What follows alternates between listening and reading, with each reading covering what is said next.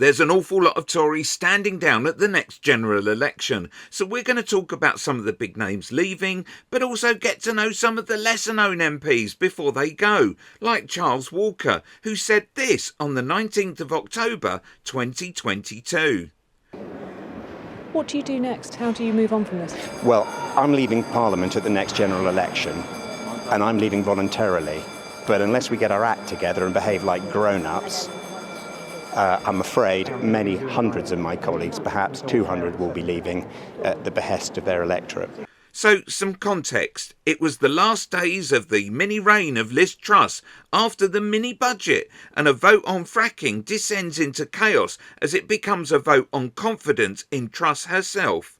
This is total chaos. We've got the third Home Secretary in 7 weeks. The Cabinet was only appointed 6 weeks ago. The Home Secretary's been sacked, the Chancellor sacked, the Chief Whip sacked and then unsacked, and the unedifying scenes of Conservative MPs last night fighting like rats in a sack. This is a disgrace. Jacob Rees-Mogg, visible in this photo, vehemently denied that there was shouting, pushing or manhandling. Whether it's the personal, political or on policy, for Conservatives in Parliament, there's a growing perception it's going to be all but impossible to put it back together again. Charles Walker, on witnessing the spectacle of Tory MPs almost fighting each other, was incensed enough to give this infamous interview. To be perfectly honest, this whole affair is inexcusable. It is a pitiful reflection on the Conservative Parliamentary Party at every level. And it reflects really badly, obviously, on the government of the day. Do you think there's any coming back from this? I don't think so. But I haven't. I have to say I've been of that view really since two weeks ago. This is an absolute disgrace. As a Tory MP of 17 years, who's never been a minister, who's got on with it loyally most of the time, I think it's a shambles and a disgrace. I think it is utterly appalling. So you seem quietly... I'm livid. And, you know, I really shouldn't say this, but I hope all those people that put Liz Truss in number 10, I hope it was worth it. I hope it was worth it for the ministerial red box. I hope it was worth it to sit round the cabinet table, because the damage they have done to our party is extraordinary.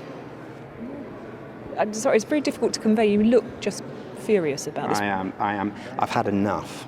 I've had enough of talentless people putting their tick in the right box, not because it's in the national interest, but because it's in their own personal interest to achieve ministerial position. And I know I speak for hundreds of backbenchers who right now are worrying for their constituents all the time, but now worrying about their own personal circumstances, because there is nothing as an ex-MP.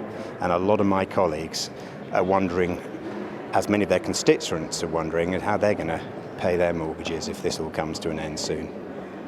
What do you do next? How do you move on from this? Well, I'm leaving Parliament at the next general election, and I'm leaving voluntarily. But unless we get our act together and behave like grown-ups, I'm afraid many hundreds of my colleagues, perhaps 200, will be leaving at the behest of their electorate. So that's really pretty much all I've got to say. Patience reached the limit. So he endured Boris Johnson, but Truss was one bridge too far. Click here for another Tory standing down at the next general election.